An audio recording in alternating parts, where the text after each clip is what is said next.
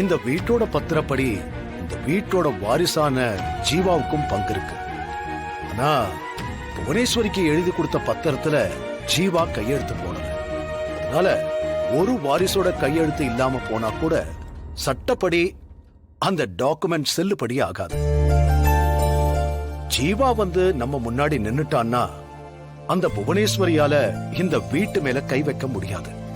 பெரியப்பா, இந்த விஷயம் எனக்கு தோணவே இல்ல. லாயரா இருந்தாலும் நீங்க யோசிக்கிற அளவுக்கெல்லாம் நான் யோசிக்கவே இல்ல. ஆனா அதுலயும் ஒரு சிக்கல் இருக்கு மாயா.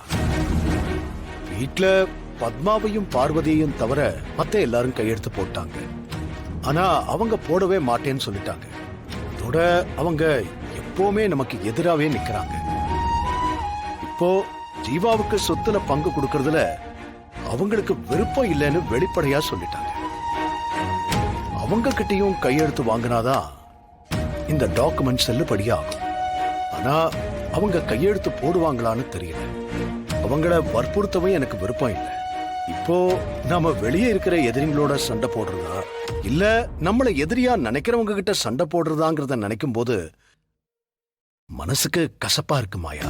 அத நான் பாத்துக்கிறேன் பெரியப்பா. அவங்க கிட்ட கையெழுத்து வாங்கி கொடுக்க வேண்டியது என்னோட பொறுப்பு. ஆனா அந்த புவனாவுக்கு இது மட்டும் பத்தாது பெரியப்பா. அந்த புவனாவுக்கு அவ செஞ்சதுக்கெல்லாம் நம்ம பதிலடி கொடுக்கணும். அதுக்கும் நான் ஒரு யோசனை பண்ணிருக்கேன் மாயா. முதல்ல இதை முடிப்போம், அடுத்து என்ன பண்ணணும்னு நான் சொல்றேன்.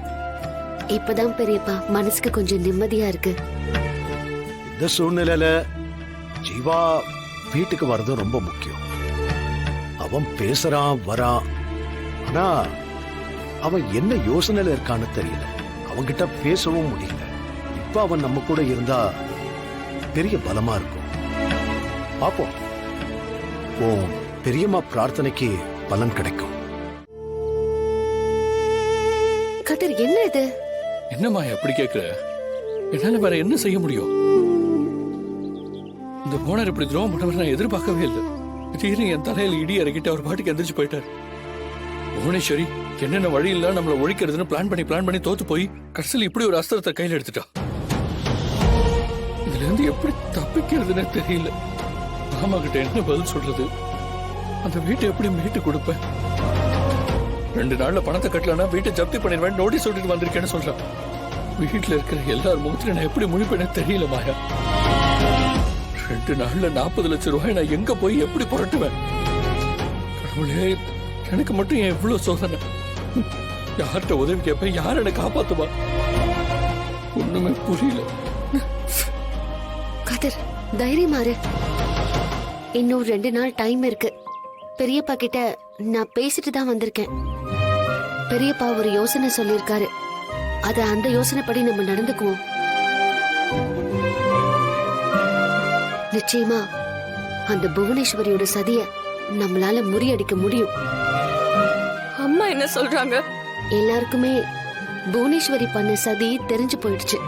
புவனேஸ்வரிய பெரியம்மா அவ வீட்டுக்கே போய் சவுக்கால அடிச்சு வெளுத்திருக்காங்க. அப்படியா? ஆமாதானா.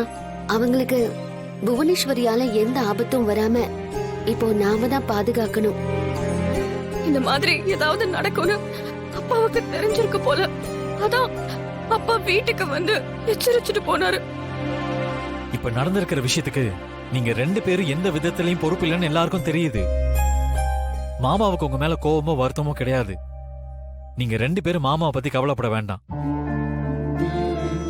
கதிர், இந்த நோட்டீஸ் வந்த விஷயத்தை விட்டுடு. அத பத்தி யோசிக்காம வழக்கம் போல ஹோட்டலை நடத்து. எக்காரணத்தை கொண்டு ஹோட்டலை மட்டும் மூடக்கூடாது. இந்த விஷயத்தை வேற யார்கிட்டயும் சொல்லக்கூடாது. இந்த விஷயம் ஹோட்டல்ல வேலை பார்க்கறவங்களுக்கு தெரிய வந்தா அவங்களோட உற்சாகம் போயிடும். உடனடியா வேற வேலைக்கு போயிடுவாங்க. நாம அந்த புவனேஸ்வரி முன்னாடி இந்த ஹோட்டலை நடத்தி காட்டணும். அதுக்கு நீ தைரியமா இருக்கணும், உற்சாகமா இருக்கணும், நம்பிக்கையோட இருக்கணும் கதிர். நம்ம மேல கை வச்ச வரைக்கும் புவனேஸ்வரி லேசான அடியோட தப்பிச்சுக்கிட்டா. இப்ப நம்ம வீட்டு மேல கை வச்சிருக்கா. அது நெருப்புன்னு தெரியாம கை வச்சிட்டா. அது அவளை சுட்டு பொசுக்காம விடாது. எனக்கு ஒரு முக்கியமான வேலை இருக்கு. நான் ஒரு ஆளை பார்க்கணும். பார்த்துட்டு வந்துடுறேன். அதுக்கப்புறம் நம்ம அடுத்த நடவடிக்கைகள் எல்லாம் எடுப்போம். நீ தைரியமா இரு. நீ தைரியமா இருந்தாதான் தனா தைரியமா இருப்பா. ஷோ, இந்த பார்வதி வர எங்க போனான்னு தெரியலையே. இன்னும் ஆளைய காணுமே. இவ போகாம நாம போக கூடாது. அண்ணி ஐயோ, பயப்படாதீங்க, நான் தான் பார்வதி. ஏ, என்ன இப்படி பேய் மாதிரி வந்து நிக்கிற? எல்லா விஷயத்திலயும் நான் மாட்டிக்கிறேன், நீங்க மட்டும் தப்பிச்சிடுறீங்க. அதுக்காக தான் இந்த கெட்டப். ஆமா, அதுவும் கரெக்ட் தான். நாம மாட்டிடவே கூடாது. திருட வந்து திருடிட்டு போன மாதிரியே இருக்கணும். அப்படியே ஏதாவது பிரச்சனை வந்தா கூட திருட வந்து திருடிட்டு போயிட்டான்னு எல்லாரும் நம்ப வைக்கணும்.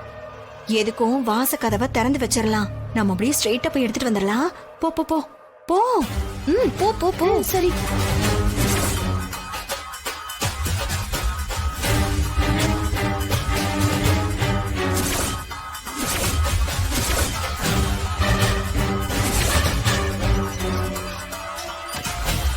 பாத்தியா, இவளுங்க 2 பேரும் சேர்ந்து என்ன வேலை பாக்குறாங்கன்னு பாரு.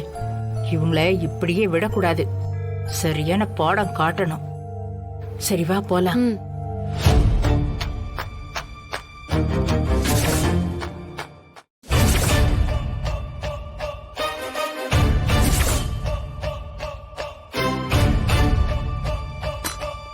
ஆ, பாட்டி, நீங்க கரண்டிய சூடு பண்ணுங்க. அவங்க வராங்களான்னு நான் பாத்துட்டு கூப்பிடுறேன். சரி.